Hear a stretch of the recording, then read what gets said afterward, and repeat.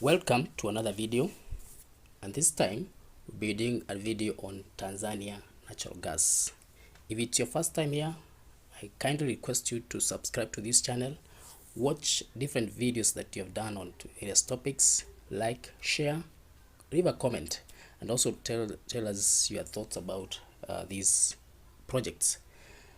As we know, natural gas is an important energy source in the world, and its importance is expected to increase in the coming decades as demand for this product continue to rise and even new sources of supply are exploited.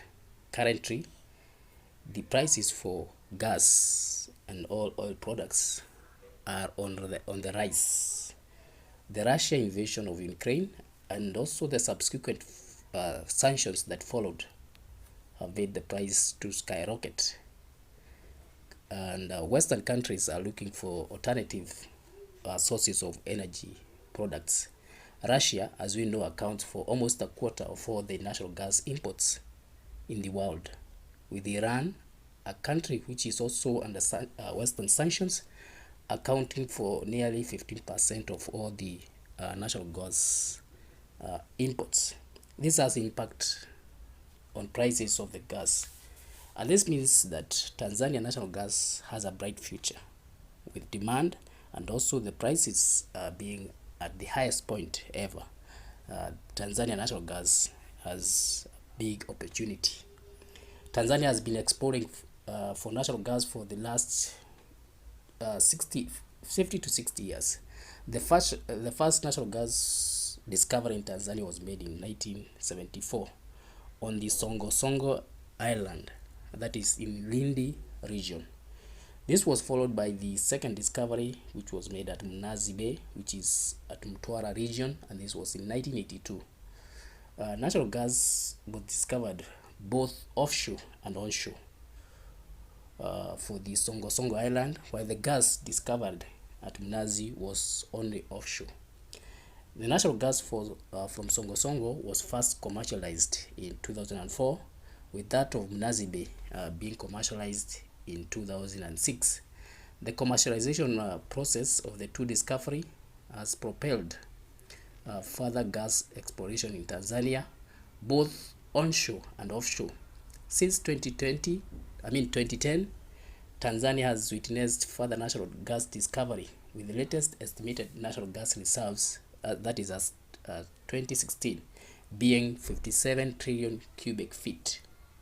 There are total 67 wells for both exploration and development, and these have been drilled between 1952 and 2013, of which 53 wells are in onshore basins, and 14 of these wells are offshore basin. Tanzanian natural gas annual production has increased from 5.2 billion cubic feet in 2006 to 110 billion cubic feet in 2017, all of which goes towards domestic consumption. Currently, the natural gas is produced in 3 sources in Tanzania, that is in Songo Songo, in Mnazi Bay, and also in Kiliwani North. Of the first gas field, that is Songo Songo, it is located on and offshore in the Songo Songo island, which is about 15 kilometers from the mainland and 200 kilometers from south of Dar es Salaam. Orca Energy is the operator of these gas wells and also the gas processing plant. The total proved and probable reserves currently stand at 293 billion cubic feet, of which, while the productive capacity of the wells is approximately 165 million standard cubic feet per day. Gas from Songo Songo gas fields reaches the surface through the offshore and 2 onshore wellheads, which are located on or near the Songo Songo island. These wellheads pump gas to the surface and then enter a small diameter low pressure pipelines, which transport the gas to the processing plant on the Songo Songo island. Natural gas is almost entirely methane, but the gas found underground is mixed with other substances including oil, water, which must be cleaned or processed to separate all the various hydrocarbons and fluids from the pure natural gas. This process is completed at Songo Songo Island processing plant. The natural dry gas is then transported along the Songa's large high pressure pipelines, and Pan-African Energy Tanzania is the one which is contracted by Songas to operate and maintain the gas processing plant.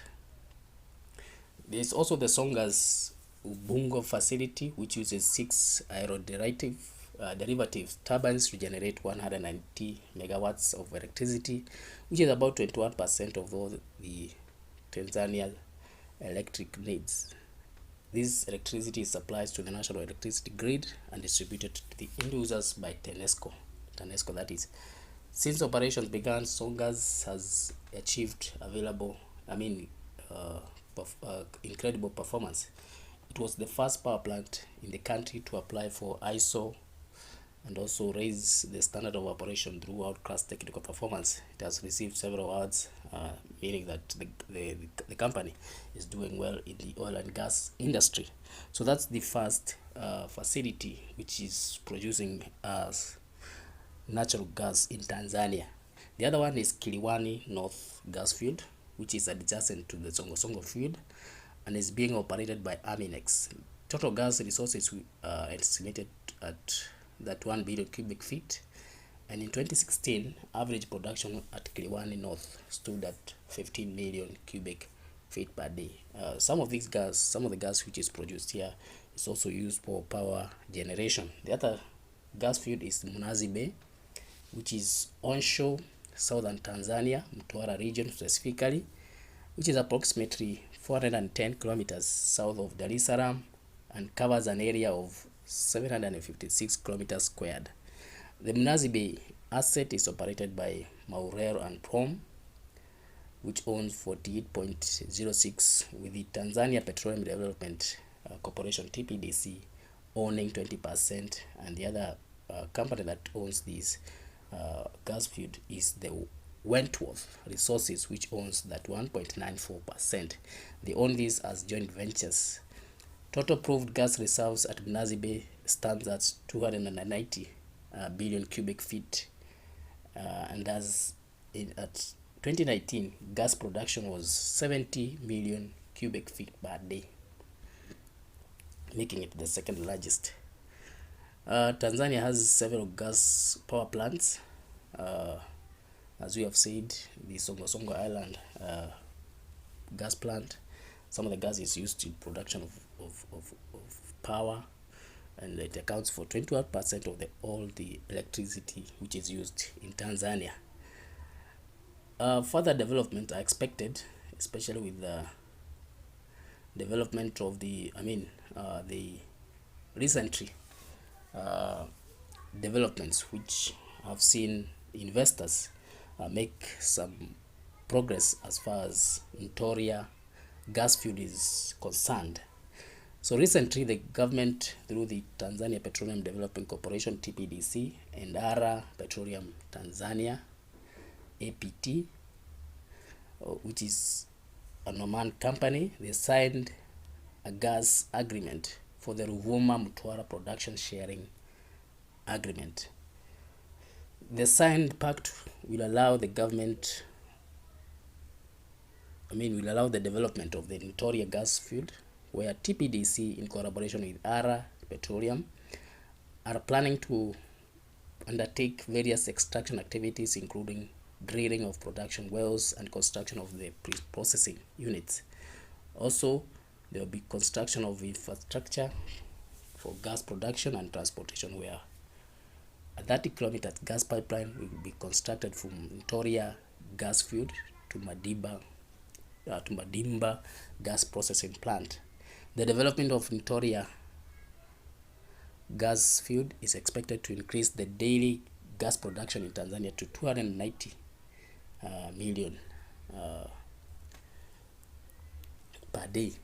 Other benefits of Victoria project to Tanzania include collection of 12.5% loyalty, profit share, 30% corporate income tax, which will be paid by the joint venture company, 30% additional profit tax, withholding tax, city service levy, as well as short and long-term direct and indirect employment for Tanzania. So Tanzania national gas industry or sector is becoming vibrant with this investment.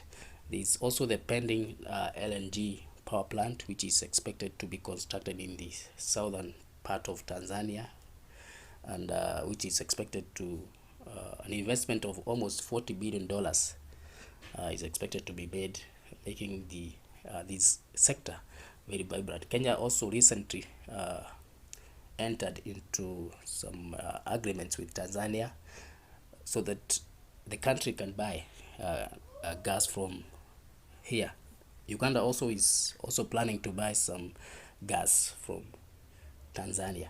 So these are industry that will propel the country to higher heights in terms of development, and also it will assist East African countries to lower their energy cost.